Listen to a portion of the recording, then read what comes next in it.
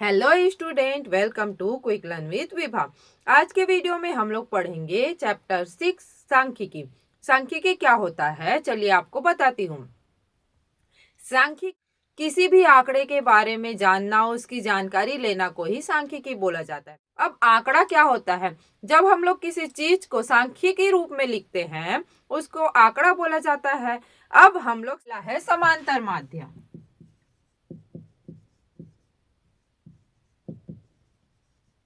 जिसको औसत भी बोला जाता है। क्या?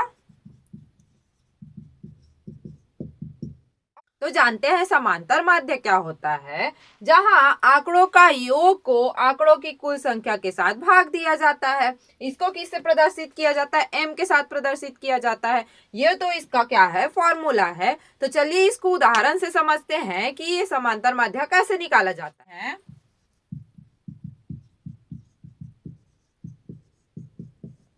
ये हो गया हमारा, कुछ नंबर ले लिए हैं। अब इसको इस फॉर्मूला में पुट करना है। तो सबसे पहला आंकड़ा मतलब संख्या, तो क्या बोला गया है? आंकड़ों का योग। ठीक है, मतलब m बराबर आंकड़ों का योग। ये है आंकड़ा, तो उसका योग कर लेते हैं भाई। ये हो गया। अब आंकड़ों की कुल संख्या बोला गया है, तो आंकड़े कितने हैं वो ले लेते हैं। 1 2 3 4 5 6 7, 7 दिया हुआ है, तो यहाँ पे क्या आ जाएगा? 7 आ जाएगा। समझ आया? अब इसको जोड़ना है तो जोड़ लेते हैं। हमारा 49/7। ठीक है, अब क्या करते हैं, इसको भाग देते हैं। क्या आ गया हमारा आंसर? मतलब जो औसत है वो क्या निकला हमारा? 7। क्लियर है? मतलब समांतर माध्य कैसे निकाला जाता है, इस तरीके से निकाला जाता है। अब आगे देखते हैं। अब बहुलक का मतलब क्या होता है? बहुलक मतलब दिए गए आंकड़ों या प्रेक्षणों का वह मान जो सबसे अधिक बार दोहराया गया हो। क्या? सबसे अधिक बार दोहराया गया मान। अब चलिए इसको भी एग्जांपल से समझते हैं। देख लेते हैं एग्जांपल से। कुछ संख्या लेते हैं हम लोग, जैसे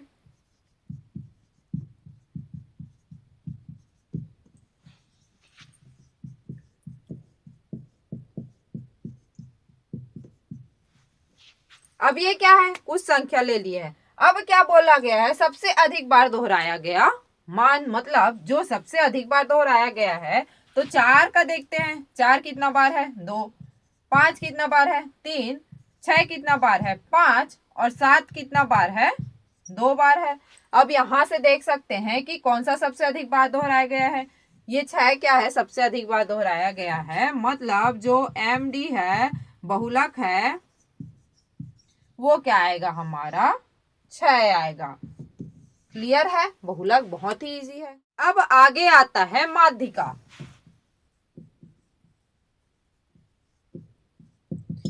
माध्यिका का मतलब होता है जो आंकड़े दिए होते हैं, आंकड़ों को क्रम से जमा कर, जब हम लोग आंकड़ों को क्रम वाइज जमाते हैं तो जो बीच का जो संख्या होता है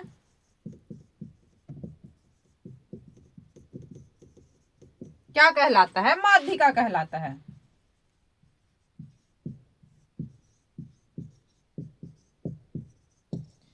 आंकड़ों को क्रम से जमा कर जो बीच का संख्या होता है उसको आंकड़ा बोलते हैं। अब इसको इससे अच्छा मैं एग्जांपल से समझाती हूँ, जो कि और ज्यादा क्लियर हो जाएगा। अब एग्जाम्पल में अच्छा हाँ, अब ये दो प्रकार से होगा। कैसे दो प्रकार से होगा? सबसे पहला विषम संख्या के लिए होता है और दूसरा क्या होता है? सम संख्या के लिए। तो सबसे पहले हम लोग देख लेते हैं,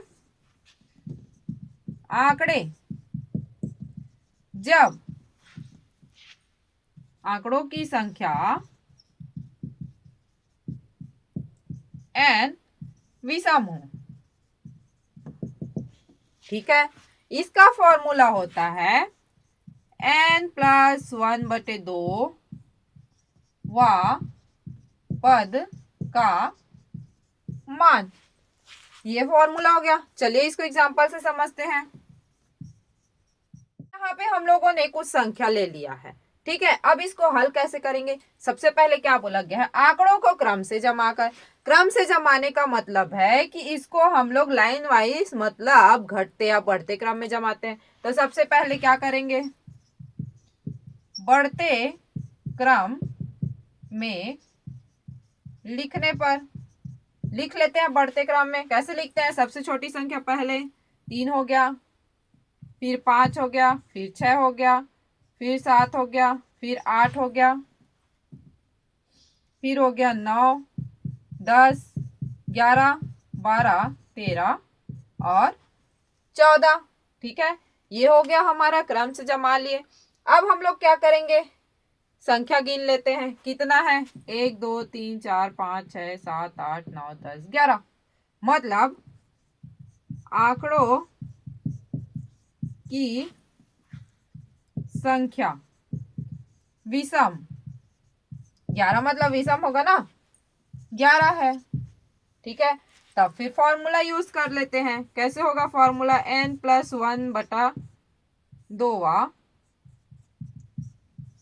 पद का मान, ठीक है। n/2, n का मतलब है संख्या को n बोला गया है। संख्या कितना निकला है? 11 निकला है। तो 11 धन 1/2 पद का मान, मतलब क्या आया? 11 और 1 12/2 पद का मान। इसको घटा देते हैं। 2 एकम 2, 2 छक्का 12। तो क्या आया हमारा पास? छठवां पद का मान। अब छठवां पद कौन सा है देख लेते हैं। 1 2 3 4 5 6। छठवां पद कौन सा है? 14। मतलब जो MD निकला है, जो माध्यिका निकला है, वो कितना आएगा? 14 आएगा। क्लियर है? इस तरीके से जब भी संख्या, आंकड़ों की संख्या विषम हो, तब हम ये फॉर्मूला यूज करके इसको हल करते हैं। क्लियर है? अब दूसरा क्या है? जब आंकड़ों की संख्या n सम हो, ठीक है। तो इसका फॉर्मूला क्या होता है? n/2 पद का मान धन n/2 धन 1 पद का मान और पूरे का बटा 2। ये है फॉर्मूला। तो चलिए अब इसमें भी एग्जाम्पल देख लेते हैं। फॉर्मूला तो आपको पता चल गया, एग्जाम्पल देख लेते हैं। अब यहाँ पे हमने कुछ संख्या ले लिया है। अब इसको भी क्या करते हैं? पहले बढ़ते क्रम में लिखने पर लिख लेते हैं। बढ़ते क्रम में 4 5 6 8 9 और 12। अब देखो 1 2 3 4 5 6, मतलब क्या है? आंकड़ों की संख्या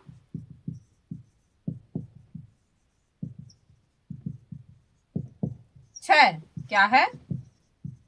सम है। तब ये वाला फॉर्मूला यूज करेंगे।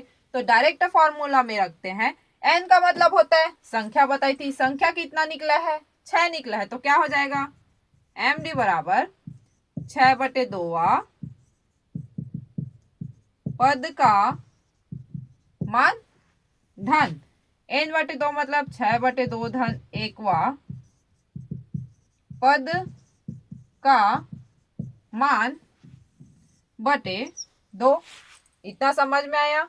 n के जगह में 6 लिखे हैं, यहाँ भी n के जगह में 6 लिखे हैं, बाकी तो फॉर्मूला है। अब हल करते हैं। 2 एकम 2 3, तीसरा पद का मान धन। अब इसको कैसे हल करें? इसको मैं साइड में यहाँ पे आपको बताती हूँ हल करके। ये आया 6/2 धन 1। ये 6 धन 1/2 नहीं है, 6/2 धन 1 है। अब इसको जब ऐसे रहता है यहाँ पे धन या फिर ऋण रहता है, तो क्या करते हैं? इसका गुना इसके साथ फिर जोड़ देते हैं। तो इसका गुना इसके साथ करूंगी तो क्या आएगा? 2 आएगा। यहाँ पे धन का चिन्ह है और 6 का 6 ही रहेगा, और ये क्या आ गया 2, मतलब क्या आया 8/2। क्लियर है? हमेशा ऐसे ही करना, ये जो है नीचे में हर है उसका गुना ये 1 के साथ करना, फिर यहाँ पे जो अंश में है उसके साथ जोड़ देना। ठीक है, तो क्या आया यहाँ पे 8/2, मतलब 8 एकम 8 चौक, सॉरी 2 एकम 2 चौक, तो क्या आया चौथा पद का मान बटे 2। ठीक है, अब तीसरा पद का मान कितना है भाई? तीसरा 1 2 3 9 है, सॉरी तीसरा पद का मान यहां से लिखेंगे ना, ये बढ़ते क्रम में जब लिखे तो 1 2 3, क्या है तीसरा पद का मान 6 है। धन चौथा पद का मान क्या है 8 है, बटे 2। अब इसको जोड़ देते हैं, 6 धन 8 क्या हो जाएगा 14/2, तो 2 एकम 2 सत्ते, मतलब जो आंसर आया वो क्या है 7 है। क्लियर है? तो इस प्रकार से जब संख्या, आंकड़ों की संख्या जब n सम हो तब ये फॉर्मूला यूज करके निकाला जाता है। क्लियर है? अगर आपको वीडियो अच्छा लगा हो तो मेरे चैनल पर बने रहिए और मेरे चैनल को, मेरे वीडियो को लाइक कीजिए, शेयर कीजिए, सब्सक्राइब कीजिए। Quick learn with Vibha.